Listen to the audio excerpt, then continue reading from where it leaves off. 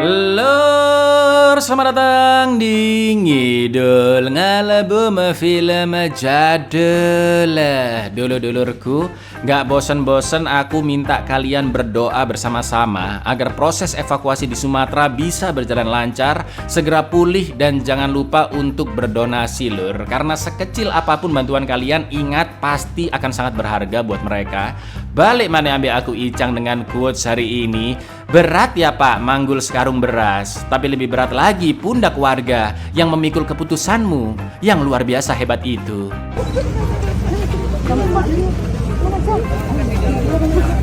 Kali ini kita akan mengidul film sesuai requestan dari kalian semua, yaitu lanjutan dari film pertamanya, Troll 2 tahun 2025. Setelah 3 tahun berlalu sejak insiden kematian troll, ternyata ditemukan troll yang jauh lebih beringas dan warga Norwegia kembali menghadapi bencana besar. Namun ternyata masih ada satu troll lagi yang bersembunyi, lur. Seperti apakah keepikan dari film keduanya ini? Langsung aja kita ke requestan pertanyaan sembelih dari dulurku JSB ya. Cak, kalau aku komen lucu tapi cuma aku yang ketawa, itu namanya humor pribadi atau masalah pribadi? Ya kayaknya lebih ke gangguan pribadi sih kayaknya, lur. Loh, monggo sketsaken.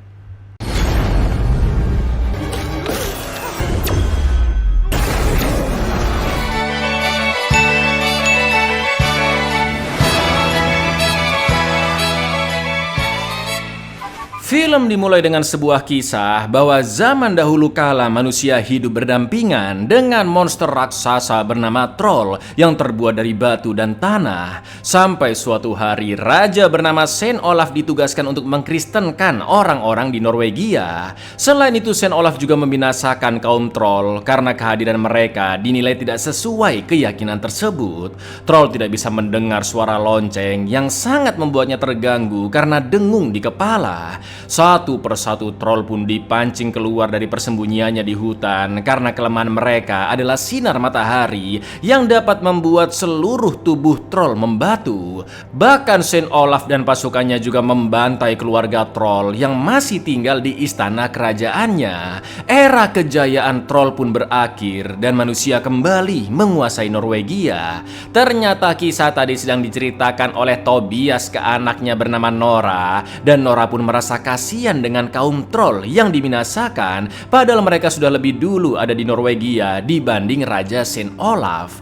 Tak lama kemudian ibu Nora, sebut saja Samyatun, datang yang kondisinya terlihat sakit. Lalu Samyatun pun menyanyikan lagu troll untuk menidurkan Nora. Dan inilah Troll 2. Jangan hilangkan R-nya. Tror du at det egentlig ble jagd opp av han slemme Olav? Sovna. Kan du synge?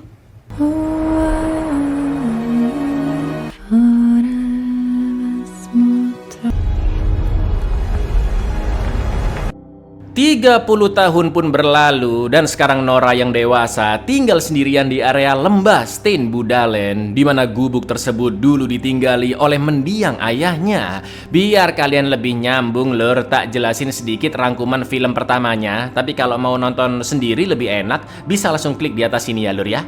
Jadi 3 tahun lalu Nora adalah profesor paleontologi atau ahli dalam bidang perfosilan. Sampai suatu hari ketika petugas proyek menggunakan bahan peledak untuk membuat terowongan kereta di Gunung Dovre, tiba-tiba seonggok troll yang tertidur selama 1000 tahun akhirnya terbangun. Dia terus berjalan ke arah selatan yang membuat para pejabat pemerintah panik karena troll mengarah ke Oslo alias ibu kota Norwegia. Dan militer pun dikerahkan untuk menghabisi troll tersebut dengan berbagai senjata. Di lain sisi, karena teori serta analisisnya dibantah oleh para pejabat, Nora pun akan bergerak sendiri untuk menghentikan troll dengan bantuan penasihat Perdana Menteri yaitu Andreas, Sigrid Hacker, dan juga Kapten Chris, seorang komando operasi khusus. Ayah Nora pun tewas karena tanpa sengaja ditendang oleh troll, sedangkan ibunya sudah meninggal karena sakit sejak Nora masih kecil. Ternyata tujuan tujuan troll berjalan ke selatan adalah untuk pulang ke istana kerajaan troll karena dia rindu dengan keluarganya. Dan ternyata lokasi istana itu berada di bawah persis istana kerajaan Norwegia, lur. Namun begitu mengetahui keluarganya sudah mati, troll pun mengamuk dan Nora berusaha menenangkannya. Meski Nora tahu troll bisa membatu jika terkena sinar matahari atau ultraviolet, namun Nora yakin troll sebenarnya baik dan tidak ada maksud untuk menyakiti manusia. Maka dari itu Nora berusaha untuk menyelamatkannya dari ancaman serangan manusia, karena dulu kaum troll hidup damai dan justru manusialah yang membinasakan mereka tanpa sebab. Bahkan sejarah kelam itu disembunyikan oleh pihak-pihak tertentu.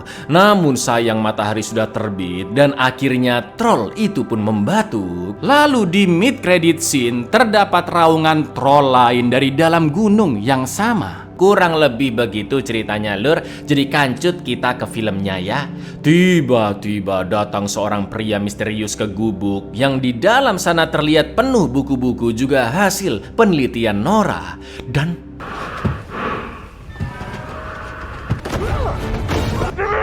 Isaksen. Ja, hadde ikke forventa noe besøk. ternyata pria itu adalah Andreas yang ingin meminta bantuan Nora untuk datang ke suatu tempat. Akan tetapi Nora menolak karena dia sudah malas dengan pemerintah. Sebab siapapun yang berkuasa pasti pejabatnya tolol. Pejabat Norwegia, lur. Sampai akhirnya Nora berminat untuk ikut saat Andreas mengatakan jika dia akan menunjukkan sesuatu dan Nora pasti sangat menyukainya. Mereka berdua pun segera terbang dengan heli menuju ke gedung pembangkit listrik di Femork. Sesampainya di sana Nora disambut oleh Profesor Moller dan satu rekannya. Lalu mereka pun masuk ke ruangan rahasia dan ya, Nora terkejut melihat ada troll lain di sana dengan jenggot panjang. Orang-orang menemukan troll itu sejak 100 tahun lalu yang diberi nama Jotun seperti nama troll dari kisah mitologi. Namun Andreas menamainya Megatroll karena ukurannya yang sangat besar, lur. Ternyata tempat itu bukanlah pembangkit listrik biasa, melainkan fasilitas untuk meneliti tentang troll selama 2 tahun terakhir. Dan ternyata Jotun masih dalam kondisi tertidur selama berabad-abad. Namun mereka sudah menyiapkan antisipasi jika dia terbangun dengan banyak lampu UV di sekeliling yang bisa langsung membatukannya dalam sekejap. Setelah itu Profesor Marion memperkenalkan dirinya sebagai pengawas fasilitas di sana dan dia juga seorang ahli biologi. Marion sangat respect dengan Nora karena sudah mengetahui perjuangannya dulu saat menghentikan troll di ibu kota Oslo. UV-lyset montert rundt troll, sterke nok til å forvandle De som fant den for 100 år siden, var norrøn mytologi. Dette Dette er selvfølgelig legenden. Veldig godt hvem du er. Nei, men professor Radani hun har ledet denne her forskningen i Troll er natur, gjort av jord og stein. Setelah itu Andreas mengajak Nora ke lantai atas dan bertemu dengan Sigrid yang ternyata sudah menikah dengan Andreas dan Sigrid sedang hamil besar. Di sana terdapat perpustakaan mini yang ada buku-buku kuno, teks dalam bahasa Latin, Sanskerta dan juga huruf-huruf alfabet kuno dari sebelum era Kristus yang semuanya membahas troll, lur. Salah satu yang paling berharga adalah selembar kertas asli dari tahun 1030-an yang berisi tulisan dari Saint Olaf tentang kebijakannya kepada troll. Namun sulit dibaca karena sebagian kertasnya hilang, lur. Lalu para profesor di sana menjelaskan bahwa mereka yakin masih banyak troll-troll lain yang tertidur di gunung. Itulah mengapa fasilitas tersebut dibuat untuk meneliti Jotun agar bisa memahami kaum troll demi menghadapi hal-hal buruk yang akan terjadi di masa depan. Sayangnya fasilitas itu terancam akan ditutup karena penelitian tidak mengalami perkembangan dan sekarang Nora dibutuhkan untuk ikut meneliti karena dia adalah sosok yang cerdas, berani, juga memiliki pandangan yang berbeda dari orang lain. Det er the real deal. en del av det, men For å kunne forberede oss og forstå. mye ressurser til rådighet her. Og sannsynligheten for at den er høyst reell. Jeg trenger deg, professor Nora Tidemann.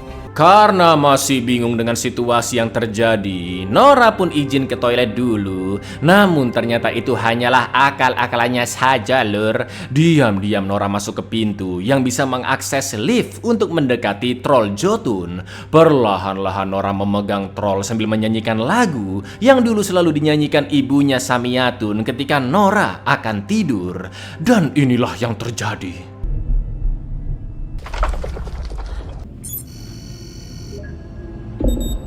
Hva som skjer da? Nattvåkning. Sett UV-lysene i standby. Er klar på mitt signal. Iya, nyanyian itu adalah lagu dari ibu troll untuk anak-anaknya. Dan Nora sengaja membangkitkan Jotun karena sejak film pertama Nora memang ingin menyelamatkan troll dari ancaman manusia. Profesor Moller memerintahkan petugas untuk segera menyiapkan lampu UV. Namun Marion meminta petugas itu tidak melakukannya saking terpukaunya dengan kebangkitan Jotun. Bahkan Marion sengaja menumpahkan kopi panas hingga tombol pemicunya rusak. Nora pun segera turun lift, sedangkan Jotun dengan mudah melepas kerangkengnya yang tanpa sengaja menghantam lift Nora dan semua orang pun berhamburan kabur.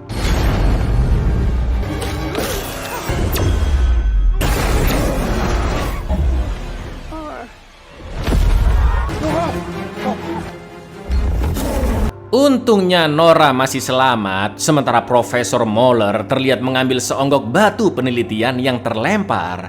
Tak lama kemudian Jotun pun menjebol gunung dan mulai berjalan, sedangkan Nora, Andreas, Marion juga Sigrid terbang menuju pangkalan angkatan udara dan di sana mereka bertemu dengan Chris yang sudah menjabat sebagai mayor. Setelah dibawa ke ruang yang aman, Nora dan Marion sempat cekcok karena Marion merasa penelitian itu dibutuhkan demi kepentingan ilmu kedokteran, iklim, dan sebagainya. Namun menurut Nora, penelitian seperti itu sangatlah tidak etis, seolah-olah membuat kasta manusia lebih tinggi dibanding makhluk lainnya, dan troll adalah makhluk yang memiliki perasaan juga pikiran.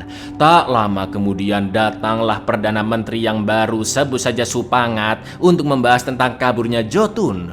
Supangat menyebut bahwa kejadian ini masuk dalam status bencana nasional karena bahayanya begitu besar. Loh, korban jiwa masih sedikit loh itu, Pak. Ada yang udah sampai 600-an jiwa, kerusakan kerugian di mana-mana, dan potensi bahaya di masa depan sangat besar masih belum ditetapkan sampai video ini dibuat loh, Pak. Seperti sebelumnya, Supangat pun ingin membunuh troll, sedangkan Marion ingin pemerintah cukup mengendalikan troll agar penelitian bisa kembali dilanjutkan. Akan tetapi Nora mengatakan jika kedua pendekatan itu sangat salah karena troll adalah makhluk yang tidak perlu dikendalikan dan tidak perlu dibunuh karena mereka hanya ingin hidup di teritorinya sendiri.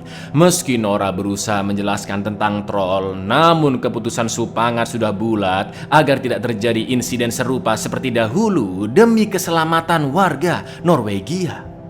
Kan ikke kontrollere de kreftene Det der. er helt feil tilnærming. Ok, så dere skal bare gjøre akkurat det. Et uskyldig troll ble Men jeg skal ivareta det norske. Jeg vil ha det trollet terminert umiddelbart. Ta de samme feilene som forgjengeren min. Major Holm, innkalt til bry. Sampai sekarang Nora dan Andreas masih memegang batu dari bagian tubuh troll yang sudah membatu di film pertama. Di lain sisi, sesuai arahan, Chris pun memerintahkan pasukannya untuk memburu Jotun yang sekarang berada di dalam kabut, dan untungnya Nora serta Andreas diperbolehkan ikut, begitu pula dengan Marion.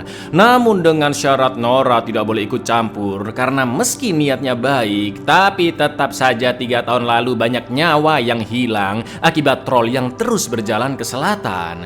Kali ini militer sudah belajar dari pengalaman dan akan menggunakan 2 helikopter khusus yang dirancang untuk melawan troll karena terdapat sinar UV di bagian sampingnya. Sebelum pergi, Sigrid pun berdoa untuk keselamatan suaminya dan Andreas berjanji akan kembali pulang demi istri juga calon anaknya.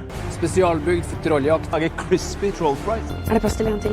At det er litt midt. Jo flere, jo bedre. Lover deg det. Og deg. Kom tilbake igjen før du vet ordet! Ternyata jalur yang dilalui Jotun akan melewati area wisata ski yang juga banyak tempat hiburan. Semua orang yang sedang asik berjoget pun sontak terdiam ketika merasakan getaran hebat dari langkah kaki Jotun. Dan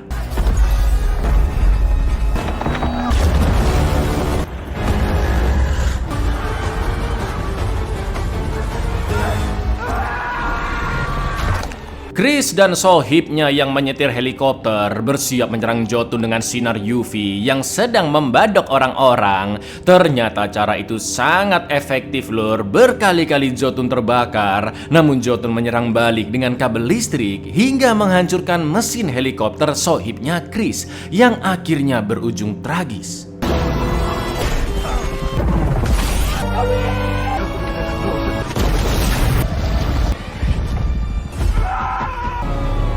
Allah ya Rabu.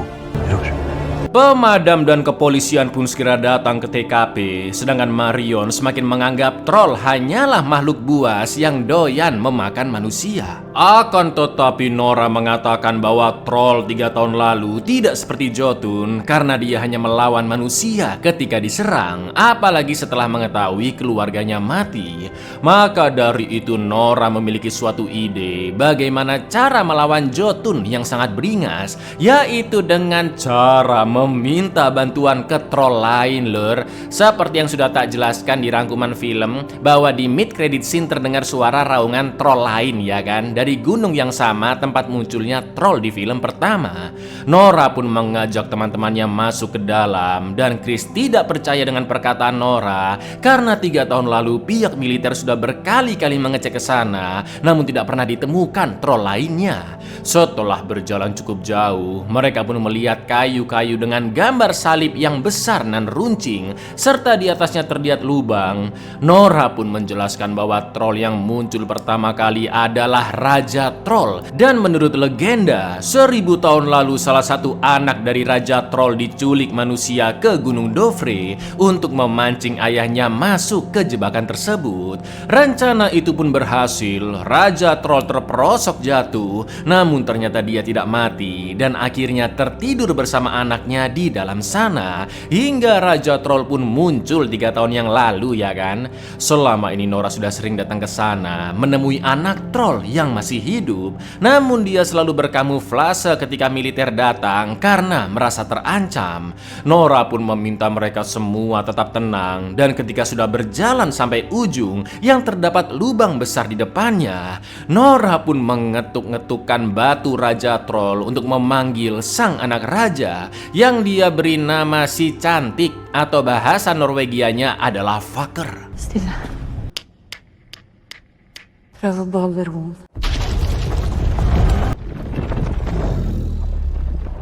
Legg vekk det våpenet. Ikke lys ham rett i øynene. Er det virkelig? Ja, send han Dovregubben. Dengan perlahan Nora pun menyentuh wajah Vakker sambil menyanyikan lagu Troll, dan dia pun tersenyum senang. Bahkan Vakker juga mau dipegang-pegang oleh teman-teman Nora. Saking takjubnya Marion sampai menangis, dan kini mereka semua sadar jika Troll sebenarnya makhluk yang baik. Setelah itu Nora meminta bantuan Vakker untuk bertemu dengan Jotun di jalur yang akan dilewatinya agar bisa menghentikan apapun rencana Jotun yang sampai sekarang kita masih belum tahu lur. Di lain tempat, seorang mbah-mbah baru saja merenov rumahnya sambil ditemani oleh anjing peliharaannya. Tak lama kemudian istri si mbah pun menelpon, dan betapa terkejutnya dia ketika melihat Jotun yang berjalan melintas hingga menghancurkan rumahnya baru aja direnov. Dan ternyata lur, rumah mbah-mbah ini juga hancur di film pertama gara-gara troll. Walah, kasihan. Yang sabar ya mbah ya.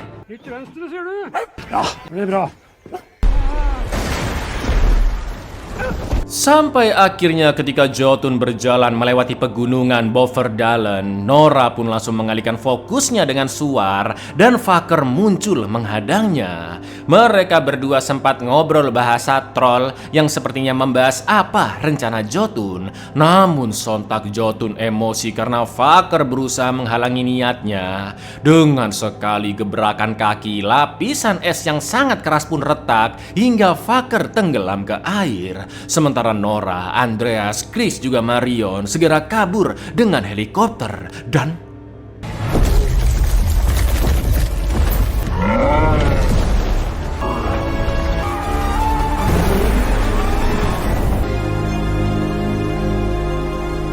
Alhamdulillahnya mereka semua selamat dan Chris pun mengisi bahan bakar heli di pangkalan medis. Namun entah bagaimana nasib Fucker yang membuat Nora begitu sedih. Nora menceritakan ke Marion jika dia bisa berkomunikasi dengan Fucker. Selain dengan bahasa isyarat, Nora juga berusaha merasakan dan mendengarkan Fucker dari hati ke hati. Beberapa kali Nora sempat mengajaknya keluar dari gunung hanya untuk sekedar menatap langit malam. Namun dia selalu pulang ke gelapnya gunung karena membuat dirinya merasa aman. Setelah itu Marion yang melihat jalur Jotun di peta yang mengarah ke utara sepertinya menuju ke makam Saint Olaf. Mendengar itu Nora pun teringat dengan kisah troll yang sering ceritakan ayahnya bahwa Saint Olaf membantai kaum troll dan saat itu Nidaros adalah ibu kota Norwegia lur. Kini Nora mengerti bahwa tujuan Jotun dari awal kebangkitannya adalah membalas dendam kepada Saint Olaf yang telah menghabisi kaumnya. Over Dovre, rett mot Trondheim. Olav visste ingen nåd varom. Det er troll på Pilgrimsvandring. På den tida var hun lite. Han ville ha hevn. Gak pakai lama Nora DKK pun segera terbang ke kota Trondheim yang dulu di tahun 1000-an kota itu bernama Nidaros. Mereka semua pun menuju ke Katedral Nidaros, tempat Raja Saint Olaf disemayamkan. Namun lokasi persisnya tidak ada yang mengetahui sampai sekarang lur. Emang sejarahnya beneran kayak gitu, bisa kalian cek sendiri di Google ya. Di sana mereka bertemu dengan Bu Esther sebagai penjaga yang juga kenal baik dengan ayah Nora. Menurut Esther, kemungkinan makamnya berada di area bawah tanah dan Nora pun dipersilakan mencari sendiri petunjuk di sana karena Esther juga tidak mengetahuinya. Dari sekian banyak pintu, Nora pun menemukan pintu yang memiliki gambar salib persis seperti di kayu jebakan Gunung Dovre. Mereka pun masuk ke dalam sana dan terlihat gambar Saint Olaf di salah satu dinding. Sampai akhirnya tanpa sengaja Andreas yang memegang gambar itu tiba-tiba dindingnya copot di bagian perut, bukan karena rusak, tapi lubang itu seperti sengaja dikamuflasekan. Melihat itu, Esther pun sangat terkejut dan teringat di mana sajakah Saint Olaf mendapatkan luka saat dibunuh oleh lawan-lawannya, yaitu tombak di perut, tebasan di paha, juga tusukan di leher. Sesuai dugaannya, di bagian-bagian itu juga terdapat lubang dan Nora yakin di dalam tembok itulah mayat Saint Olaf berada. Nora yang cerdik pun langsung menancapkan batang-batang obor ke setiap lubang lalu memutarnya dan voila.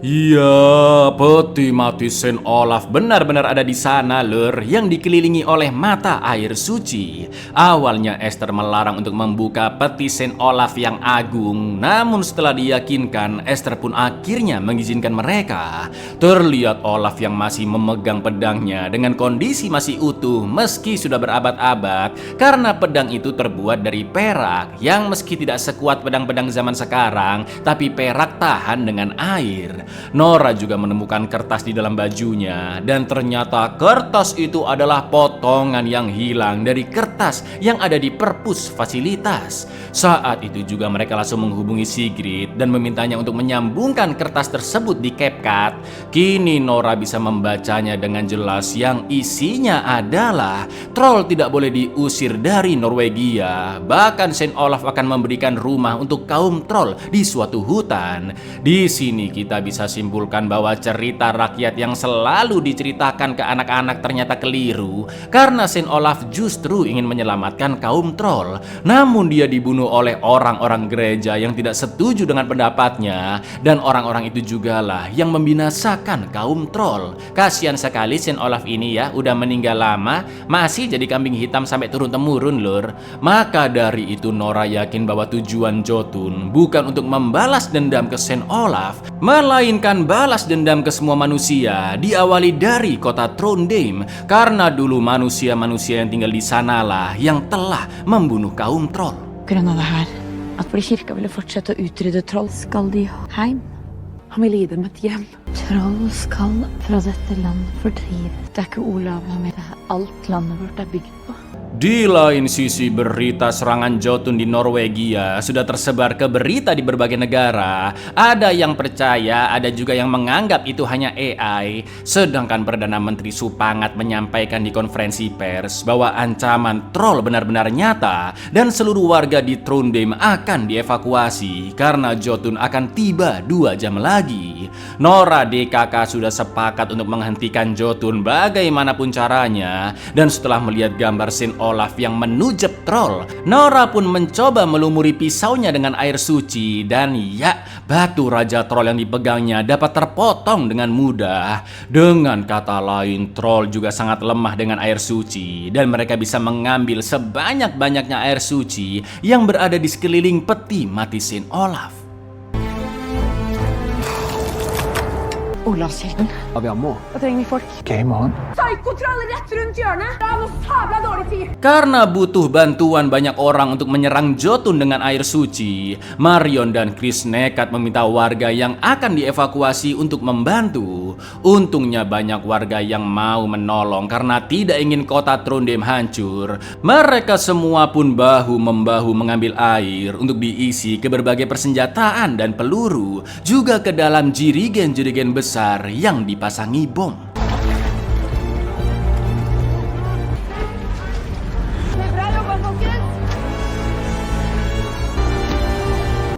Malam harinya Chris dan pasukannya sudah bersiap. Yang tak lama kemudian Jotun akhirnya muncul. Ketika Chris memberi aba-aba, penyerangan pun dimulai, lur. Pertama-tama lonceng katedral dibunyikan, dan saat Jotun merasa puyeng, para tentara pun langsung memborbardir dengan peluru-peluru air suci. Awalnya Jotun merasa sangat kesakitan, namun lambat laun dia mulai kebal dengan rasa sakit itu, dan Chris pun meledakkan jirigen air suci yang sudah disiapkan untuk jebakan tepat ketika Jotun melewatinya.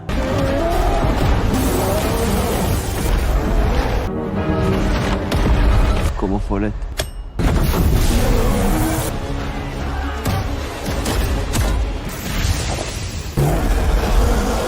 Selanjutnya Jotun mulai memburu Nora, tapi tiba-tiba terdengar suara raungan lain yang ternyata Faker masih hidup dan akan melawan Jotun.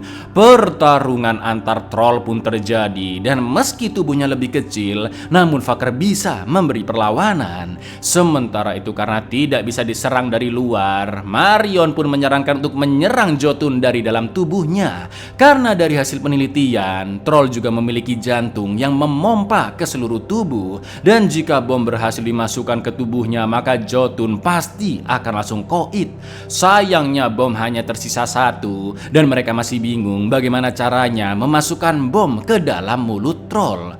Tanpa banyak mikir, Andreas pun mengambil bom tersebut dan meminta Chris untuk segera menerbangkannya dengan heli. Sedangkan Nora dan Marion nekat mengambil senjata untuk menembaki Jotun agar membantu Faker yang mulai kewalahan. Opphold han! Jeg trenger en pilot! Det er en ting. Hvorfor har du tenkt å få han til å se opp og...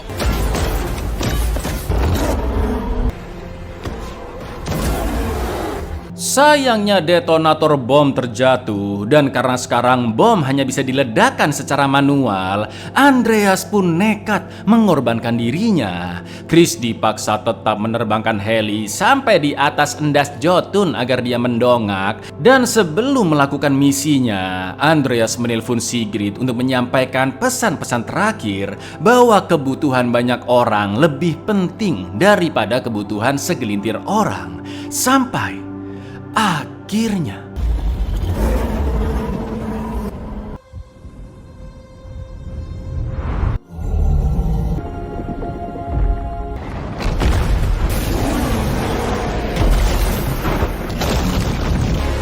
dengan berkorbannya Andreas, Jotun berhasil dihancurkan dari dalam, dan Faker mengambil jantungnya untuk memastikan kematian Jotun. Nora pun sangat terpukul melihat kematian Andreas yang selama ini berjuang bersamanya. Begitu pula dengan Sigrid yang memikirkan suaminya. Beberapa bulan kemudian jenazah Saint Olaf kini diperlihatkan ke publik agar mereka tahu bagaimana sejarah hidup beliau yang sebenarnya. Sementara itu anak Sigrid sudah lahir yang diberi nama Uhura dan hubungan Nora dengan teman-temannya pun semakin dekat. Saat Nora sedang membaca novel buatan Andreas dahulu yang menceritakan kisah superhero, tiba-tiba tanah pun bergetar karena ternyata Vakar sedang jalan melintasi gubuknya Nora dan kini dia juga telah menjadi bagian dari keluarga. For skjønner alt på sitt finnes det håp. Kommer nytt liv til, nye bånd knyttes. Man kan kalle hjem.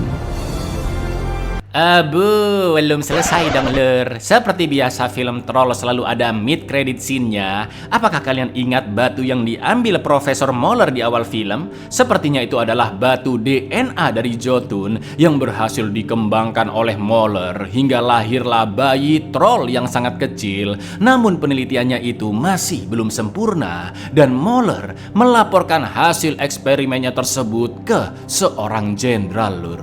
Well, it doesn't look just... Is this line secure? I have great news.